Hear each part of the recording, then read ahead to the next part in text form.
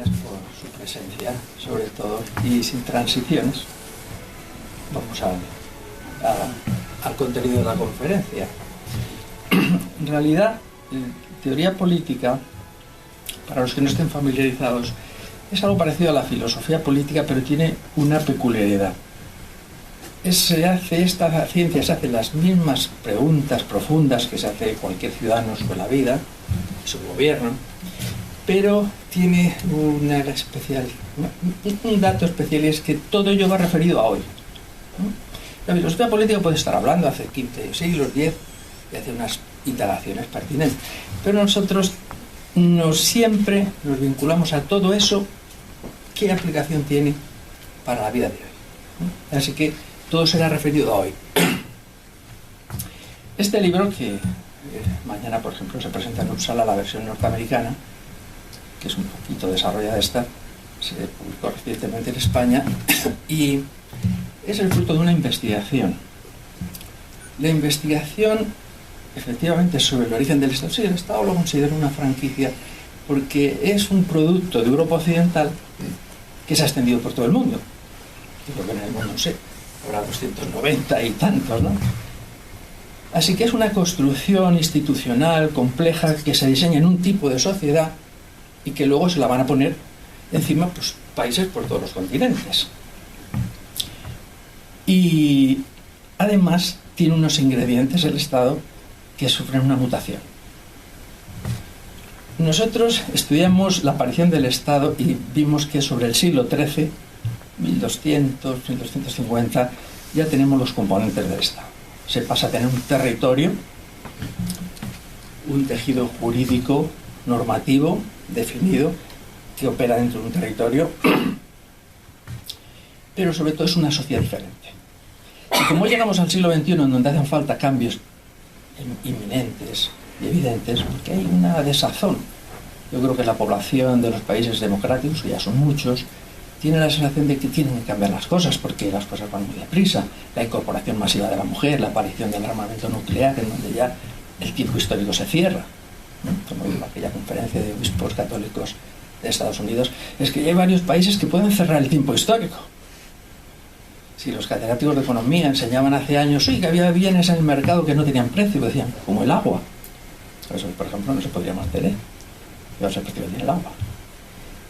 Pues también los que pensaban en cómo iba la sociedad y el gobierno de las naciones hablaban de teorías que, bueno, en este estadio luego llegamos a esto, luego al otro, y nos hablaban de un futuro. Pero es que ahora a lo mejor llega alguien y dice, usted tiene razón, pero es que a lo mejor no hay tiempo para llegar a eso, porque habría posibilidades de que el planeta se deteriore. Una guerra nuclear, de la cual no se habla en las facultades de ciencias políticas ni en las de derecho, sobre todo en las ciencias políticas, se habla de otros riesgos, pero el riesgo uno de los riesgos más poderosos que hoy día en el ciudadano es vivir en una catástrofe nuclear, como ya se dice en la ciencia ficción John Mack y los científicos soviéticos, donde una gran proporción de adolescentes del mundo soviético y norteamericano estaban convencidos que iban a haber una catástrofe nuclear a lo largo de su vida. Y una catástrofe nuclear significaría que esa parte del planeta podría quedar invalidada 10.000 años. Han cambiado mucho las cosas. Yo creo que en muchos aspectos para bien. La aparición de un nuevo medio de comunicación, el planeta, yo creo que lejos de mundializarse y globalizarse, se ha hecho más pequeño. Y aparte una cierta claustrofobia, ¿no? Ya no hay otro sitio al que irse. Yo conozco personas, yo vengo de dar la segunda vuelta al mundo. Así que es un mundo muy deprisa, muy rápido, y en donde aparecen unas grandes perplejidades y decepciones y desazones. Y aparte la crítica de la democracia, pero no como en los años 20, que se criticaba la democracia para destruirla, para traer ideas totalitarias o arrasar. No, hay mucha gente que lo que le gusta es la democracia, pero es que esto necesitaríamos hacer algo. Y el Estado, claro, el Estado es una forma, una gran institución, pero por encima del Estado prácticamente no hay nada. Eso que llaman política internacional, que es un concepto erróneo, porque debería ser política interestatal. Son los grandes actores en el planeta. Pues entre esa convivencia de los grandes actores del planeta, eso no está muy regulado, que digamos. En fin, hay grandes dudas sobre qué va a pasar con el gobierno de las comunidades de los países. Pero este libro dio un giro. Este libro, como otros puntos de investigación que hay en algunos sitios de Estados Unidos y de Europa, se planteó lo siguiente. Nos dimos cuenta que la ciencia política en realidad tiene por investigación, como tema de investigación, el gobierno de nuestras vidas. Pero descubrimos que el gobierno de nuestras vidas, a los estudiantes de ciencias políticas y de otras ciencias afines, pues la ciencia política surge en 1875 como investigación empírica, ¿no? Y las facultades de ciencias políticas muy recientes. Pero lo que quieren estudiar es cómo se gobiernan nuestras vidas. Eso sí, había unas prohibiciones muy curiosas. Si dices que yo quiero estudiar, hacer una tesis sobre cómo funciona pues, tal estado, lejanísimo. Ah, muy bien. Yo quiero estudiar el mundo, también. Yo quiero estudiar si aparecieran habitantes en otro planeta, también. Pero decías, pero yo quiero estudiar el gobierno de mi vida. Eso estaba prohibido. Aparte de una prohibición severa, es que se puede hablar del gobierno, y si tú eres un especialista de gobierno, allí donde lo veas te va a interesar, por de formación profesional verla. Pero lo que no puedes es estudiar el gobierno de tu vida. Nos dimos cuenta, ya llevamos años dándonos cuenta, que esa es una severa prohibición. Yo creo que tiene su origen en parte en la filosofía griega, en Aristóteles y en otros, que lo que hace es privatiza el gobierno de la vida de cada uno. Eso no lo estudia uno. De hecho, cuando al principio yo daba conferencias sobre esto en Estados Unidos, ¿no? Y a otras personas se ponían muy nerviosos. Pero oiga, eso es psicología. O sea, que el que yo hable de cómo gobernar mi vida, ¿a usted le parece raro si soy un especialista? O pienso ser un especialista, me digo, toda mi vida he estudiado el gobierno. Pues el gobierno que tengo más cerca es el de mi vida. Cuando una persona viene a estudiar ciencia política, ¿qué tipo de gobierno le interesa más? ¿El de Madrid? Si estudian en Madrid. ¿El de España? ¿El de Europa? Supongo que sí, pero el primero que le va a interesar es el de su vida. Si nosotros empezamos a enfocarlo desde el punto de vista cómo se estudian los desgobiernos de las personas. Pero hay muchos desgobiernos. ¿Quién se hace cargo de los desgobiernos de las personas? Entendiendo la persona no en el sentido un poco de la tradición más formalista, sino desde el bebé. El bebé para nosotros es igual, un ser humano importantísimo. Desde el bebé hasta el anciano, la teoría política empieza a ver que se producen desgobiernos. ¿Y quién se hace cargo de esos desgobiernos? Bueno, primero se desencargaban los eclesiásticos. Los eclesiásticos se hacían cargo de si un niño sufrió un desgobierno. Después, pues, han aparecido otras profesiones, pero ahora son los psicólogos, psiquiatras, psicoanalistas, si la familia es muy avanzada, asistentes sociales.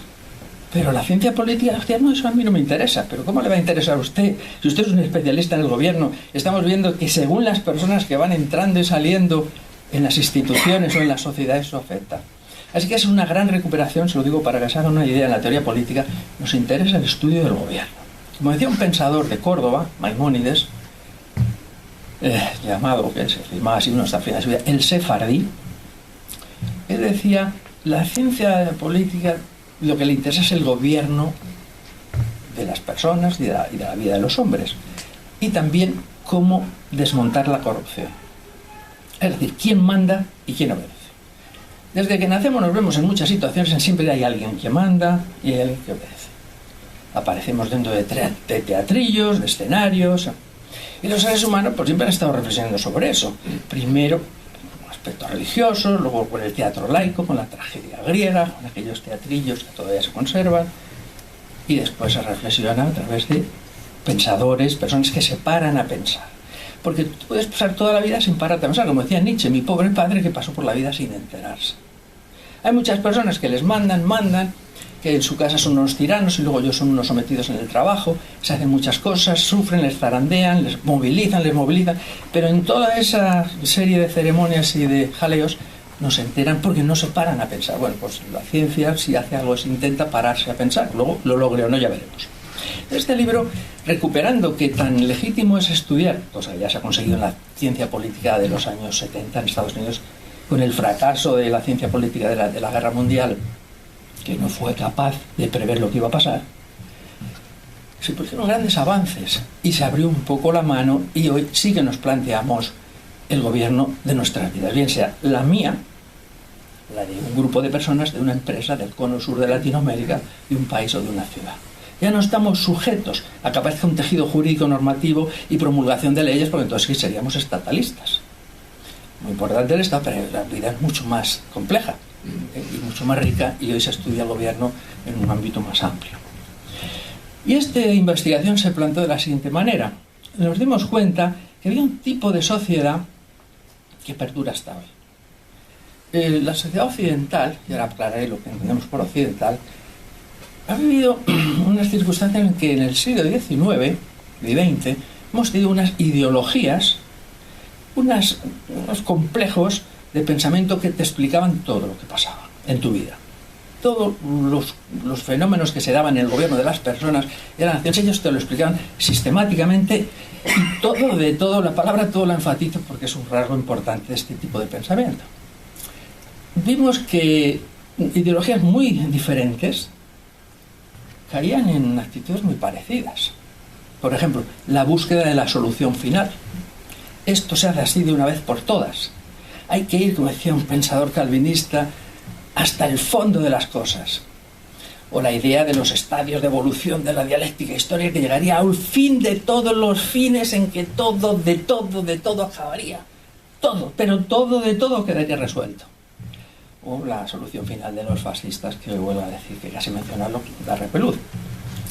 Así que, después de que eran tan distintas las ideologías, y con la caída en el año 89 sola del muro de Berlín y de la Unión Soviética, sin guerra, se hundió, una implosión, en la teoría política se empezó a plantear si no estaríamos en un laberinto. Los estudiantes quedan muy insatisfechos. Uno de los síntomas más peligrosos es que lo que se explica en las aulas no coincide con lo que pasa en la ciudad. Lo que se les cuenta en las aulas, que es el poder, la autoridad, la democracia, luego ellos, cuando van a la calle, eso ven que allí no se cumple. Le parece una doble realidad, lo que se dice y lo que se hace. Muy propia de esa tradición romántica en donde nosotros vemos encadenadas todas estas ideologías.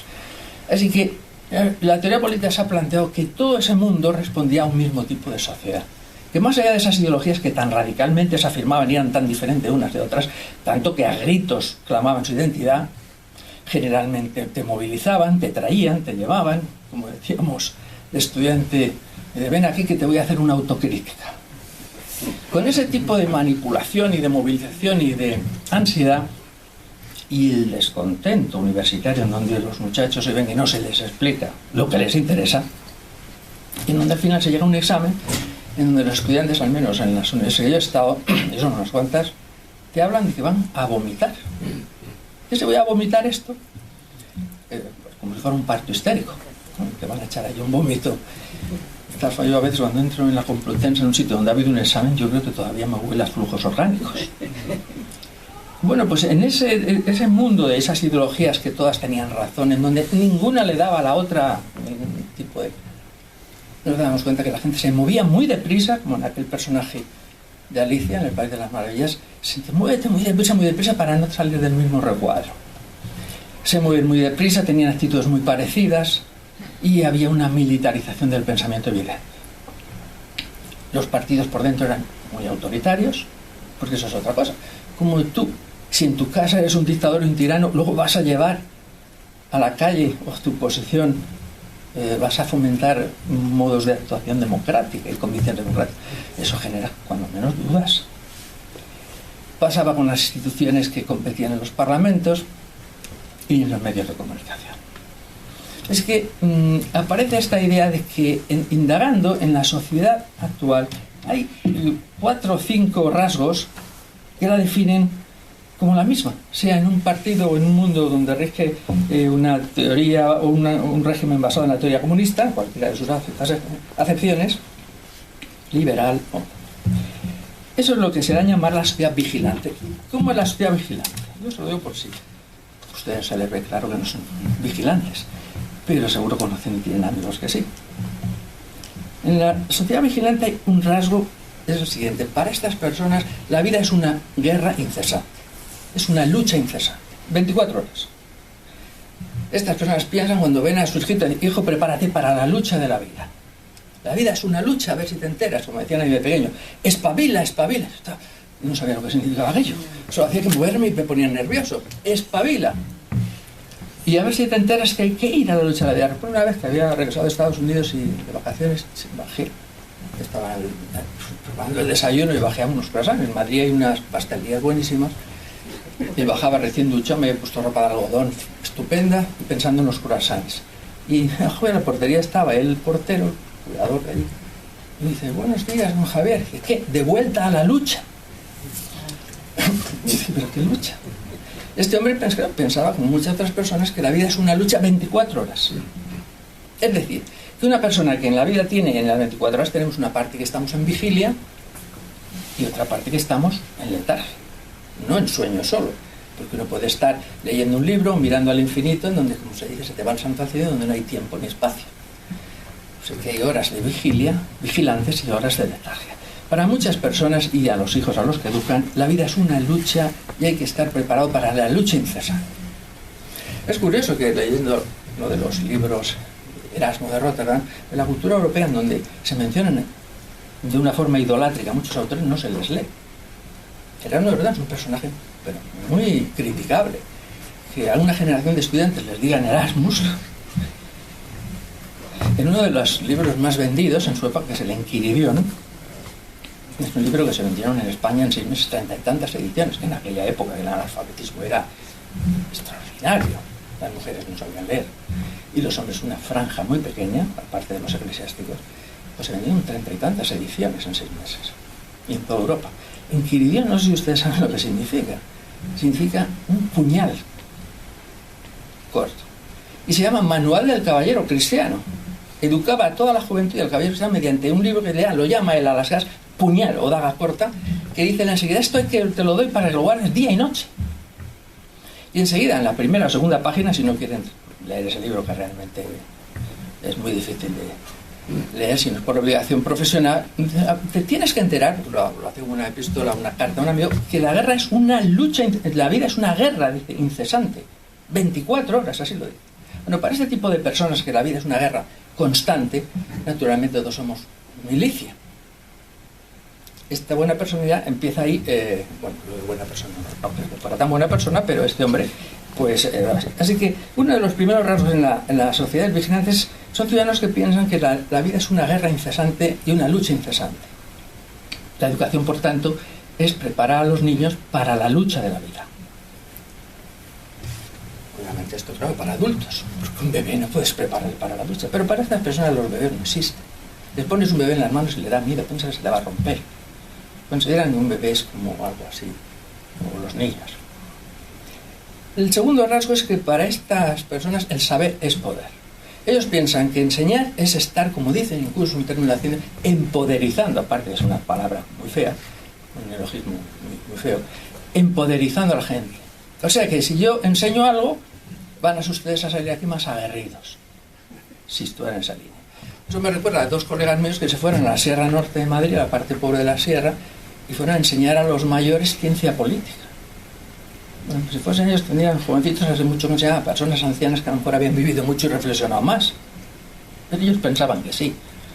O bueno, les pregunté por el experimento, y no salió muy bien. O aquellas expediciones que no quiero mencionar nombres, que se iban pues intentando, poniendo teatro y llevando cultura a los sitios, que en principio es una idea bonita, pero lo llevaban con la idea de hacer a la gente más poderosa. Hay gente que enseña y enseña a la gente a leer así, pensando que les van a dar fuerza, les van a dar poder para rebelarse, para hacer no sé qué cosas. La idea podrá ser más o menos discutible, pero lo que está debajo, que el conocimiento es poder, entre otras cosas, es erróneo. Es una de las cosas perversas con las cuales se está haciendo mucho daño a la población y dañando mucho la hondura democrática de las sociedades, pero es que es erróneo. Hoy sabemos que la enseñanza es depresiva. Cuando una persona te entera después de 15 años que has estado en una universidad donde lo que te han enseñado te lo han enseñado mal, que has perdido el tiempo. Como decía a mí una colega, dice, Javier, es que yo he estado 20 años, me los he pasado siendo una monja de izquierdas. Si te enteran, como dijo un catedrático que tuvo que emigrar de España en otros años, Argentina, y luego acabó en prensa, me decías, Javier, es que a mí yo, cuando llegué, me dijeron, ¿pero quién te ha enseñado eso? Tuve que empezar a desaprender. Cuando te das cuenta que después de muchos años obsesionado, con fobias, con obsesiones inadecuadas o sencillamente con maestros torpes, resulta que cuando te das cuenta de eso te deprimes porque verdaderamente te dan ganas de llorar. Esto es lo que la pensadora Melanie Klein, la discípula de Ferenczi y de Freud, decía. En realidad la enseñanza, solo hay verdadero aprendizaje cuando pasas por una depresión y te das cuenta, pero como yo esto no lo sabía, pero qué tonterías decía yo. una depresión benigna, que luego la recuperas y realmente creces. Pero estas personas que aprenden, devoran los libros, leyéndolos, mirando ya, cuando han empezado miran la última página, como decía Maimónides, que se atiborran y se comen los libros como si fueran golosinas. O que se aprenden los títulos de los libros y que luego no los han leído, ¿no? Como esa enseñanza española donde la gente se aprende la colección de las obras trágicas. Yo todavía me acuerdo, las Traquinianas Ajax y Filoptetes, que me hacían memorizar los nombres de los que los han leído. Ellos hoy tienen raquelividas. A los estudiantes que se ponen levantiscos, porque yo soy muy crítico de la tradición castellana, porque creo que es una literatura, en mi opinión, bastante pobre. Y dicen, Javier, ¿quién? Raquelividas. Si no lo saben, pues ya sé que no habéis leído El Cantar del Niño Cid. O si os digo, bueno, ¿y la playa de Barcelona? ¿No? Cervantes estuvo allí en una pensión esperando que le trajeran. ¿En el Quijote te acuerdas? Pues tú no has leído el Quijote. No lo has leído de verdad, con pasión y con amor, y no con el cuenteo es decir, he leído este libro, apunto estos libros, he comprado este libro. No. Con amor de oídas. Como dicen en el Quijote, cuando le intentan ahí acosar Sancho y le tiene ya cercado. Pero sí, esa chica que tú buscas, ya están cansados de madrugada en aquel pueblo. Sí, chica, tú, ni existe, empieza a dar todos los datos en vivo. Se llama así. Es una persona fea, gorda, bajita, apellidos, y da todos los datos empíricos de esta mujer.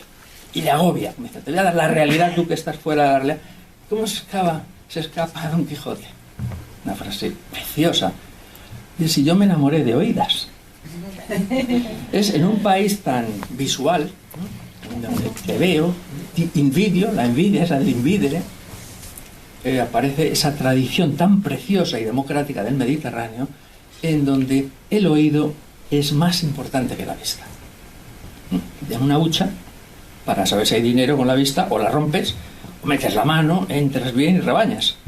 Pero a lo mejor con el oído haces así, hay dinero.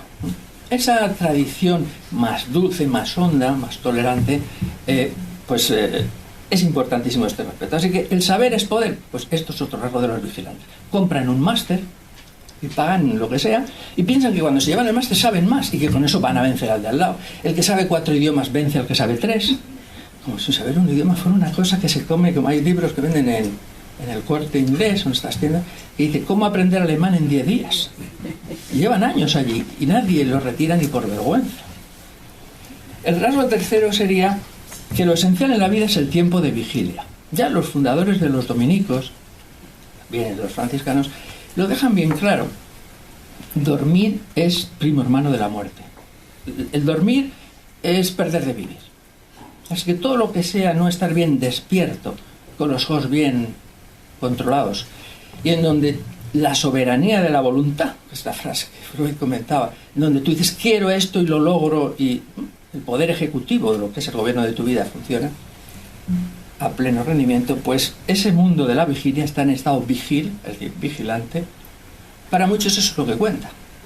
Todo lo demás es perder el control, estar atontado, que se te vaya santo acción. Claro, naturalmente, la vida, todo el peso de la vida significa que a lo largo de la vida tienes un tiempo de vigilia y un tiempo de letargia.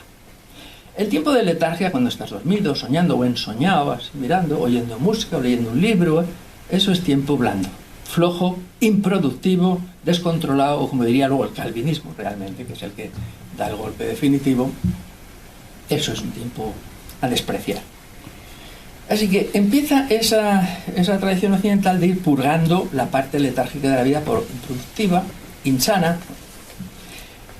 Pero ahora yo diría una cosa, ¿y qué le pasa a una bebita de 1 año? Una bebita de 1 año tiene de letargia muchas horas. Hay personas que tienen 17 horas de letargia. Y hay etapas de la vida en que hay que tener mucha letargia. Esto quiere decir que este tipo de visión, en donde se purga esa leceia, se llega a esa aletheia de Thomas Hobbes, otro calvinista, y en donde también aparece en Martin Heidegger, todo ese montaje de ir purgando y quitando fragmentos de la vida profundísimos que son el basamento del buen juicio, te va minando lo que son las funciones más hondas de la democracia, que luego se articulan y efectivamente tienen el escenario corpóreo de la vida, donde tiene que haber una legislación, unas instituciones articuladas, un funcionamiento. Pero si no está ese sustrato hondísimo del alma humana, si lo quieren llamar ustedes, se queda en un cascarón como el que tenemos en muchos sitios. en donde hay una constitución y unas leyes, unas instituciones, pero aquello no funciona. Por ejemplo, hoy es muy frecuente en la cima de esta perversión de este tipo de sociedad que a un árbitro de fútbol le llamen el juez de la contienda.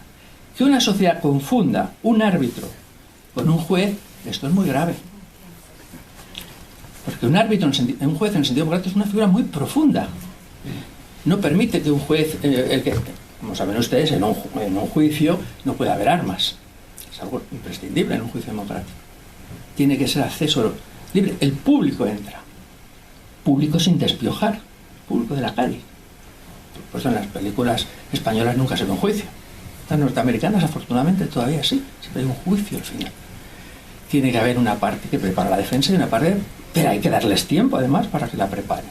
Unas acusaciones claras. El juez es una figura benigna que garantiza que ahí no se va a abusar, ni se van a sacar armas, ni va a estar un señor declarando, los testigos no van a tener miedo, y alguien ahí de la mafia afilando la navaja. Todos esos elementos esenciales constituyen el juicio como un lugar en donde se va a ejercer el buen juicio, porque lo que en la institución es que se ejerza el buen juicio, que no se ejerce. Es un rasgo de la sociedad vigilante, se ha perdido el buen juicio. Se confunde el juez con un simple fiscal. Los profesores en la universidad son fiscales. Le llevas un examen y en vez de enseñarte, escucharte, ver cómo enseñarte a hacerlo mejor, te dicen, no, mira, te falta esto, aquí lo has puesto mal. Esto te hacen un alegato fiscal. Hoy ya se ha confundido la figura del fiscal con la del juez. Y en el fútbol, por supuesto, un árbitro no se le puede ni hablar. Le van a hablar y saca una tarjeta, echa a la gente, tal. No es solo en español donde se hace esa perversión, y que lo utilicen, y los universitarios y los profesores y los juristas y todo el mundo lo admita. Esa perversión quiere decir porque algo ha pasado mal, realmente algo está muy hondo deteriorándose. Por supuesto, una cosa que garantiza el juez es que los juicios no se hacen de forma vigilante, salvo los juicios sumarísimos. Porque en los juicios es importante que hablen las dos partes, que tengan tiempo para preparar sus alegatos o sus acusaciones, y con letargia. Si está el abogado defensor muy inspirado, le dice a lo mejor, bueno, bien, aquí se para y seguimos el lunes. Pero si es que siga usted el lunes. Pero entonces ya se va el juicio, se para, aparece esa letargia constructiva que nutre el pensamiento, que asienta las cosas y se continúa, pero se continúa con vigilia y letargia. Un juicio tiene que tener un desarrollo en días y noches, esos trabajos y los días de los poetas griegos. Otro rasgo también de la sociedad vigilante es que funciona el principio de identidad de Aristóteles a rajatabla.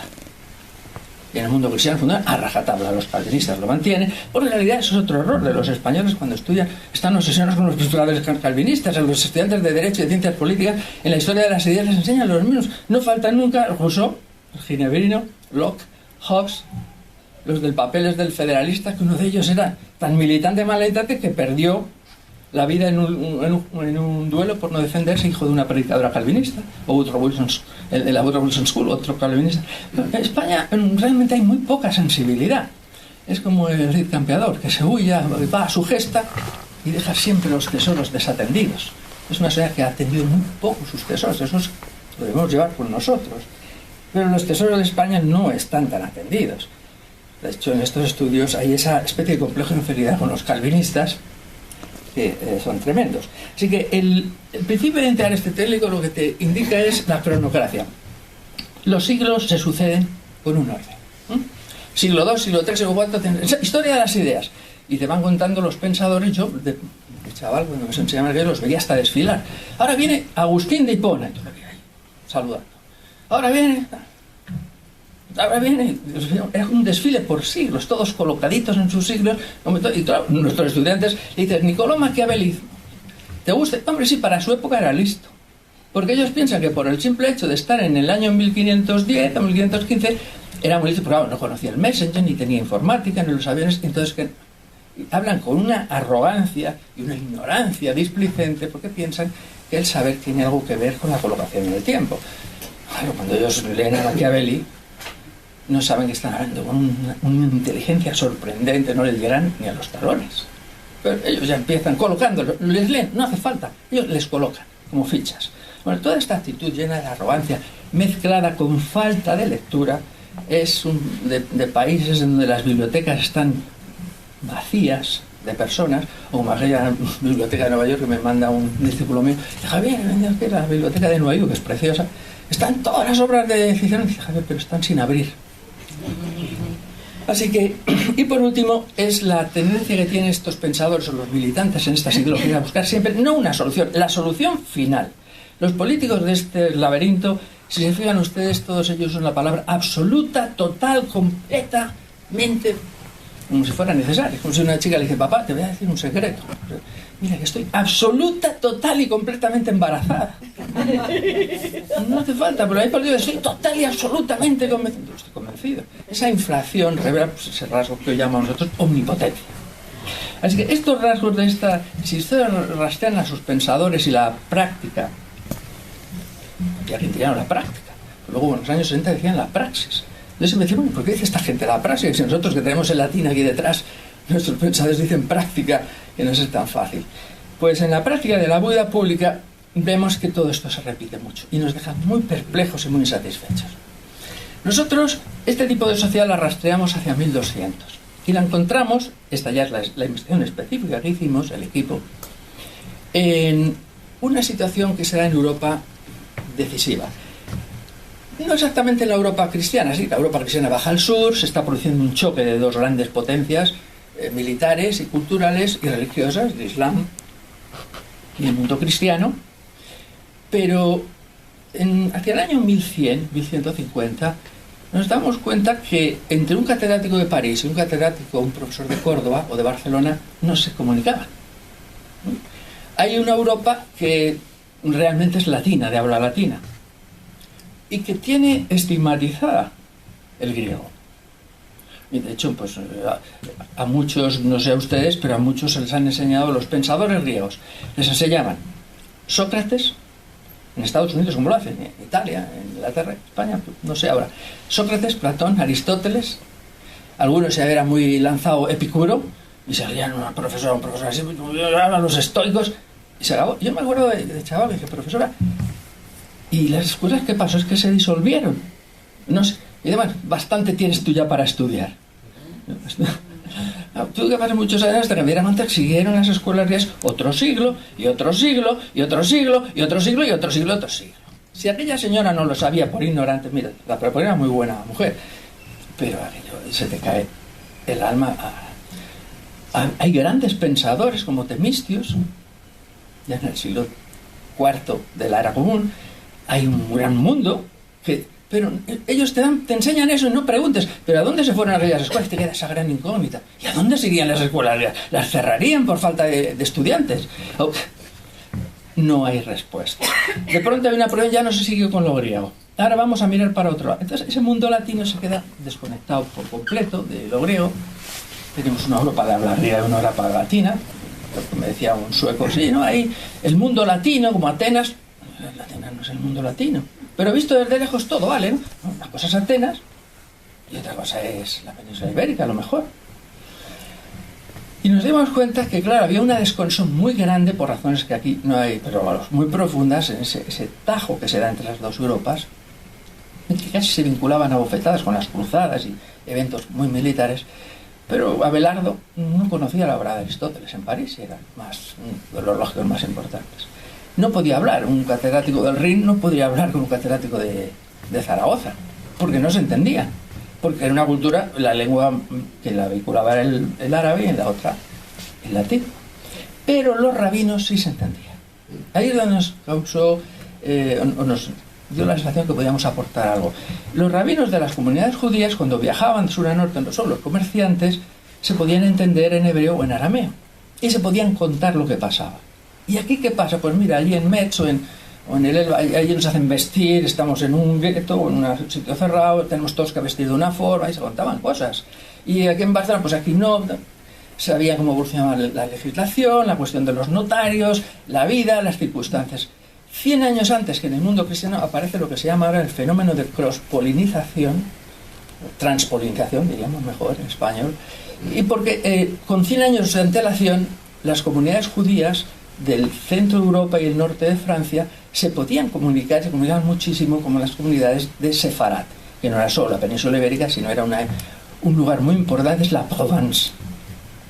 la Provence y el norte de África, porque el concepto sefarad no era un concepto territorial de Estado-nación, sino era un ámbito. Y el judaísmo, como ustedes saben, cuando, si no saben, pues se lo digo en pocas palabras, cuando se produce la diáspora, ¿no? Y Roma pues destruye el templo y se tienen que ir. La gente del norte de Israel, de lo que es hoy Israel, sí, de Palestina, va durante siglos y se asentará, acabará hacia el año 1000 en torno a esos ríos que he mencionado, Centro Europa. Y eso se va a llamar en hebreo, en la cultura hebrea, eso es Askenaz, la Alemania, la cultura alemana del judaísmo. El otro gran brazo del judaísmo siempre fue Sefarad. Se puede traducir así un poco en sentido, un poco por España y con esas amplitudes que he dicho. Son dos mundos muy distintos, con la misma identidad religiosa, pero con rituales distintos, tradiciones diferentes, porque les ha tocado vivir con regímenes políticos distintos. Por ejemplo, los judíos de Córdoba o de Toledo o incluso de Barcelona no tienen que llevar ropas especiales. Solo en Cataluña ha sido siempre la parte un poco más en eso rígida. La capa está redonda. La vida en guetos era distinta. En algunos centros tenían que cerrar el gueto y por la tarde se cerraba. Y los adolescentes ya a partir de la puerta tienen que llevar unos símbolos para que los papás no vieran a ninguna de sus hijas salir con un chico judío, aunque fuera un adolescente. Había unos rasgos y unas exigencias muy distintas. Y esos dos brazos, poco a poco, van a ir acercándose. Con el triunfo de la civilización cristiana, que va poco a poco descendiendo, va a llegar un punto en que se encuentra. Y se van a encontrar las dos culturas judías 100 años antes que los dos imperios militares. Y vamos a ver lo que va a pasar. Los fenómenos de 1400, 1500 los vemos en el mundo judío en 1250. Nos da, eso sí, una situación avanzada de lo que hubo a base. Nosotros lo hemos estudiado y hemos encontrado que el punto crítico donde se encuentran esos dos mundos es en la Provenza y en Cataluña. Curiosamente, Cataluña es una zona crítica en Europa, a nuestro entender, como lo es Sevilla, y lo es Venecia. Venecia porque es el vínculo entre el mundo griego y el mundo latino. Cuando comían en Europa occidental, se comía con los dedos, entró el tenedor por Venecia, parece ser. Las monjas en Venecia se lo prohibían a las muchachas, porque decían, eso, ahí anida el diablo, en esa coquetería. O la ducha diaria, bueno, la ducha, el baño, con frecuencia, el cuidado de la boca que se hacía en el sur de Europa. En el centro de Europa la higiene estaba, y la medicina mucho más atrasada, pero había más cosas. Cuando Ibn Ezra, el rabino en Toledo, introduce el cero en su teoría numérica, porque venía al lado del Oriente, de la India y de lo que se llama Oriente Medio, en Europa no se conocía el cero, lo que era el mundo Askenaz. El cero absoluto y el cero posicional. Digamos la contabilidad por partida, el check, se parece a una palabra árabe, etcétera. Luego, pero esa comunicación entre el mundo de Askenazí y el mundo sefardí se produce en Cataluña y en la Provenza. Y hay un choque fortísimo, pero fortísimo, en donde las comunidades judías no saben qué hacer. No saben a qué adaptarse, si a la tradición democrática sefardí y a su forma de enseñar en las escuelas, de manejar los juicios, incluso a cómo manejar la documentación. Tenían sus propios notarios, registradores, jueces, aunque ya saben ustedes que las comunidades judías no tenían derechos como ciudadanos, eran propiedad directa del rey. El rey se les protegía no era porque fueran ciudadanos, sino porque hablaba de mis judíos, eran como su propiedad. Y por eso no dejaba que los cristianos, por Semana Santa, eso cuando se calentaban, porque les consideraban una propiedad directa del rey. Y por eso vivían no en el terrario, sino pegados a las catedrales o al palacio. Entonces, cuando se produce el avance del cristianismo, ya claramente se toma Sevilla, ya se ve que claramente lo que es Europa Occidental va a ser de lengua latina y que va a ser cristiana, la cruz por todas partes, sobre todo en Sevilla. Sevilla es una ciudad imprescindible. A mí es una ciudad que me da francamente miedo, pero es una ciudad imprescindible. No sé si se han fijado que es la única ciudad, yo creo, del mundo que ha producido 3 mitos universales. Don Juan, el barbero de Paisiel o de Rossini. Bueno, la única ópera de Beethoven transcurre también en Sevilla. Y el tercer mito es Carmen. Eso nos dice que es una ciudad extraordinariamente importante para nuestra cultura. Y eso nos lleva, claro, a lo que es Europa Occidental. Europa Occidental que, claro, muchos colegas míos empiezan a hablar, sí, estudio comparado de países de Europa Occidental, empiezan a hablar de Polonia. Eso no es Europa Occidental. Europa Occidental es corazón de Francia, la Borgoña, las Islas Británicas, lo que es hasta el Rin, el Elba, si quiere, de Italia solo hasta Milán, y la península ibérica. Yo creo que nosotros hemos llegado a un sitio que es donde surge el arte gótico. Para que se orienten, por donde vean ustedes, las catedrales góticas llegan y se van propagando, va indicando cómo iba apareciendo esa sociedad vigilante que ya tiene todos estos rasgos, este tipo de ciudadanía nueva, que tiene una nueva relación con lo público, que tiene un nuevo concepto de lo que es lo exterior y lo interior, y que tiene un nuevo concepto de cómo debe ser el gobierno del ciudadano. Un gobierno claramente es el canto más grande al Ejecutivo. El Ejecutivo, dentro de lo que es la ciudad que lleva uno dentro, el Ejecutivo es la gran estrella. Es decir, Hannah Arendt estudió muy bien eso, la memoria y la voluntad. Así que esta sociedad hacia 1200-1250 vemos que se produce un choque. Los rabinos del sur, ¿qué hacen? ¿Qué hacen esos maestros tan maravillosos que son tan avanzados en medicina, en botánica, en astronomía, una matemática profunda, que conocen ya la obra de Aristóteles, porque les ha llegado a través de los maestros musulmanes? ¿Qué hacen cuando se les viene encima un mundo totalmente distinto? La entrada va a ser por Cataluña.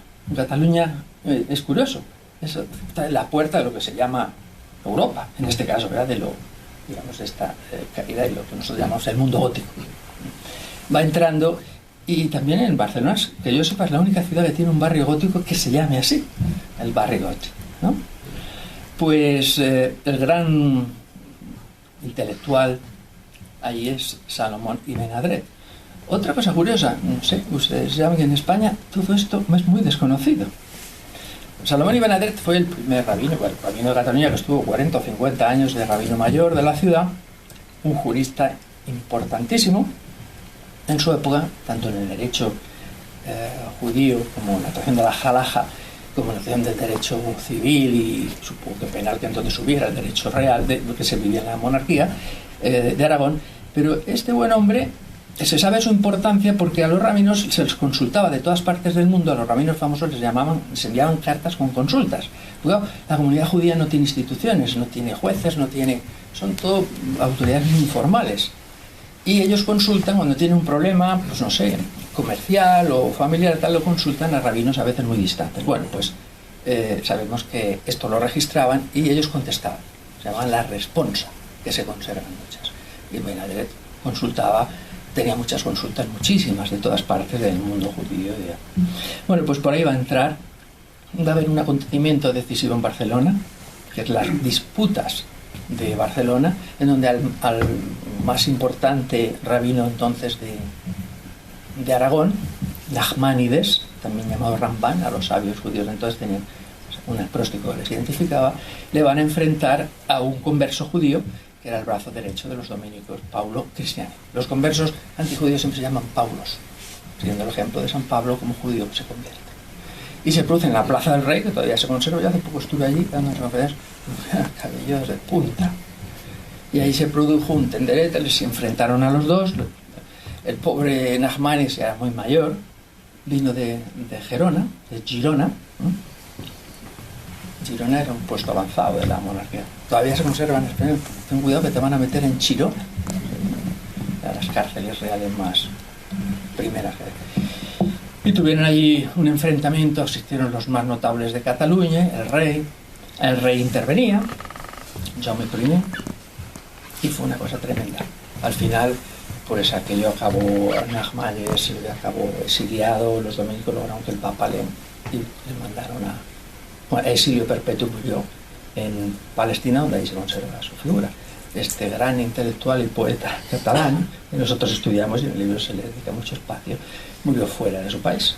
Maimónides, unos años antes, también tuvo que dejar su país, por intolerancia musulmana, y fue a Fez, y también acabó en el Fosat, en Cairo, el primer ministro de Saladín. Pero lo que nos va a quedar es que un mundo baja y se van a lograr muchas cosas. Mis compañeros de las universidades de Stanford, Princeton o Tel Aviv, que han estudiado esto, consideran que esto es la modernización de España. Y sí que es cierto que la bajada de ese mundo así trajo muchas cosas, pero se perdieron muchas. Se perdieron muchas cosas, como el mayor avance de la medicina, se perdió una tradición humanista en donde la tradición del buen juicio y la tradición humanista en donde la palabra cura lo que la palabra hace de malo. No sé si saben que se ha descubierto, hace 20 o 30 años aparecieron ya artículos, se reivindicó que los primeros hospitales psiquiátricos aparecen en España, en Valencia y después en otros sitios, no como se pensaba en la época de Napoleón, uno de sus doctores. Lo publicó un médico de Chicago y luego uno de los grandes psicoanalistas, pues Franz Alexander, lo confirmó. Aquí había una tradición en donde a los niños esquizofrénicos ya no se les apaleaban, se empieza a pensar en curar. Todo esto parte, y aquí voy a parar, de una realidad, y es que en la tradición sefardí, una de las cosas que más la distinguía era los grandes avances en la didáctica. Los maestros sefardíes enseñaban, los alumnos en grupos pequeños, habían absorbido mucho la tradición retórica de todo el Mediterráneo, pero en concreto, a partir de un cierto nivel, Maimónides le dice a su discípulo, hay que enseñar de esto ya de uno en uno. La tradición de enseñar de uno en uno. Y dice 3 veces, porque él era un hombre que nunca repetía las cosas, un hombre muy conciso. Y esto se hace sin cobrar, le dice a su discípulo. Si te quieres dedicar a esto, pues estudia, búscate una profesión. Yo me he hecho médico, pues se corta leña, con otros profetas, pero esto está aquí. Sí. Maimónides era médico y también filósofo y hombre preocupado por cuestiones del gobierno de las personas. Y esa didáctica de Maimónides se basaba en una reflexión. ¿Cuál es el dolor que tiene el ser humano en la vida? Pues decía, viene de 3 fuentes. Una, el cuerpo humano. Cuando creces, que te duele el cuerpo, cuando estás enfermo, cuando envejeces. El cuerpo humano es una fuente de dolor. Segunda fuente de dolor, las catástrofes naturales. Y la tercera fuente de dolor, y esta con mucho la más importante, es el daño que nos hacemos unos a otros. El daño mutuo, las insidias, los abandonos, las traiciones. Y esto es lo que nosotros tenemos que... Y había una convicción en la medicina humanista, es que el daño que se hace con las palabras, animus morbi, medicamenta verbonum, se puede y se debe curar con las palabras. En esa tradición del que el daño más gordo que tiene el ser humano, pues mira que lo otro es importante, es el daño tan fuerte que yo he mencionado aquí, esto se puede curar mediante la indagación en las condiciones psíquicas, diríamos hoy, y humanas del ser humano con la palabra. Esta pedagogía es la que es mi tesis, es la que Freud se va a llevar tal cual y va a ser la matriz del psicoanálisis. Sabemos que Freud, claro, lo conocía Maimónides, lógicamente. El juramento de Maimónides lo conocen todos los médicos judíos del mundo, ¿no? Frente al de Hipócrates, en Estados Unidos muchos médicos judíos saben qué hacen. Y Freud sabemos que sí conocía a Maimónides, realmente es lo mismo.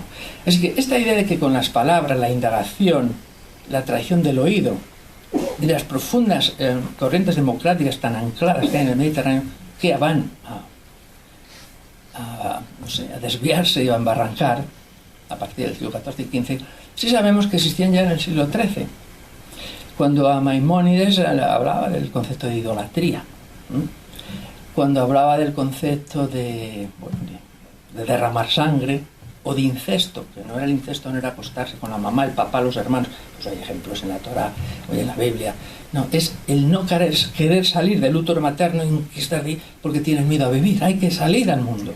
A los niños judíos hay que salir a vivir y a intentar vivir y no volverte a incrustar.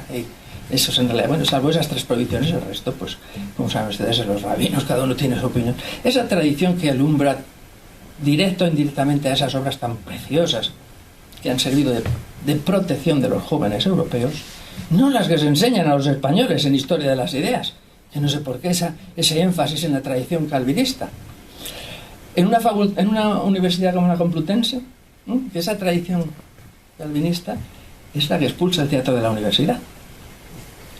Petrus Ramus, Pierre de la Ramée, rector de la Universidad de París y un gran de los primeros calvinistas que se puso Calvino, pues este hombre expulsa el teatro de la universidad, que luego Cromwell también lo hace.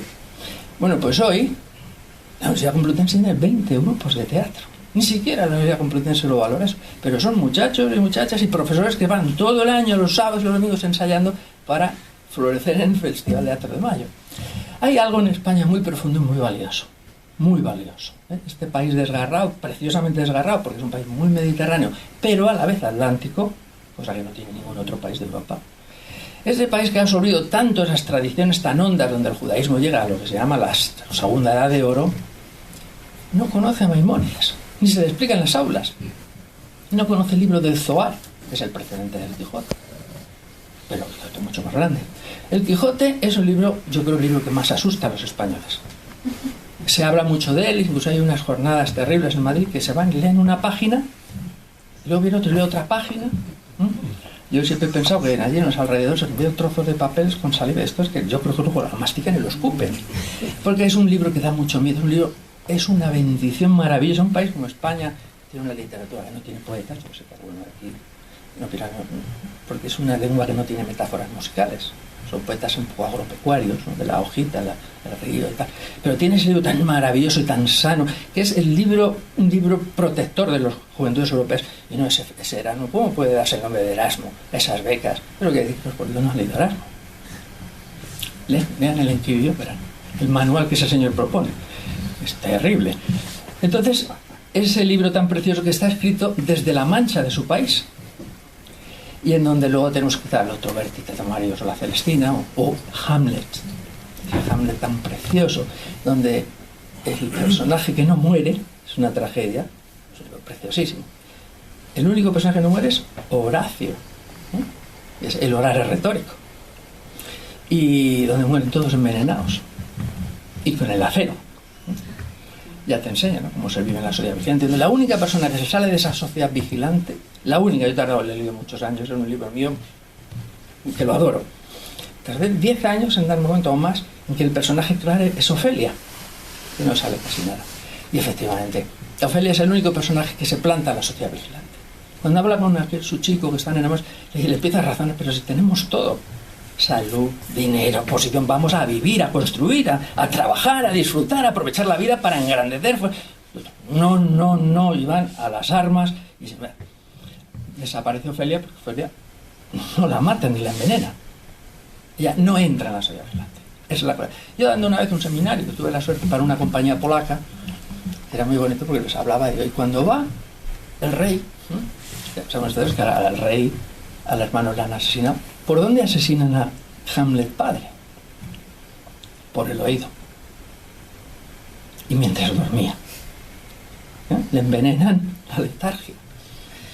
Y cuando el rey y su cuñada ya están allí, todos han pasado, todas las instituciones funcionan, se ha presentado el embajador de Noruega, todo va bien, ya todo el engranaje, se le ha elegido el nuevo rey, porque la monarquía entonces era electiva, todo va bien, y hay las candilejas alumbran el teatro, luz y tal, que por más luz que allí, 500 espectadores, 1000 ojos ahí controlando, control, luz, todo, transparencia, es una obsesión por la transparencia de los demócratas. Resulta que tiene que aparecer un ghost, ¿no?, un espectro. Un espectro es alguien bueno, es una expectaria, alguien a que se le espera, que viene a hablar a alguien, aparece como una ventana espectral iluminada, y a partir de que el hijo se atrevía a abrir aquella ventana espectral, ya todo cambia. Bueno, y yo cuando les hablaba a la compañía de teatro, digo, ¿y entonces el rey qué dice? Y se levantaba el actor que hacía de rey y lo recitaba, era maravilloso, era como una joven. Y entonces, ¿qué dice Felipe? Bla, bla, bla, bla, bla. Fue una conferencia que en mi vida me había pasado de preciosa. Bueno, pues acuérdense que cuando Hamlet intenta enterarse de lo que verdaderamente ha pasado, utiliza todos los medios de la metodología moderna. Encuestas, va a la universidad, a Wittenberg, hace pues reuniones con las personas, indagaciones, casi cuestionarios, observaciones en directo, pero no encuentra la clave, no encuentra la razón, ni cómo desenmascarar pero por fin, ¿qué utiliza para desenmascarar al traidor y asesino? El teatro. Entonces Hamlet, pasan por ahí unos cómicos, los manda a llamar y hace el canto más hermoso que se ha hecho a la defensa del teatro cuando se acababa de expulsar de la Francia calvinista. Ese canto tan hermoso a los cómicos, al teatro, como un instrumento profundísimo de llegar a la verdad, esa reconstrucción de un yo mutilado, estos dos, de esta Europa con dialéctica sin retórica, porque ¿qué hace fastidiar? Hay sitios donde hay dialéctica y no hay retórica, y gente que no hace preguntas. Pues cuando ya ponen en la orilla del teatro, en donde repite la escena del crimen, el rey se encuentra atrapado. King Claudio se encuentra atrapado. Y de pronto se da cuenta que es una trampa y se le descompone, y el Hamlet ya ve que es el traidor. Se levanta, ¿y qué dice el rey Claudio para esconderse? ¿Qué pide? Pues pide luz, luz. Este es un ejemplo de donde ha llegado la sociedad vigilante con todas estas deficiencias, que pide luz mentira, se esconde en la luz.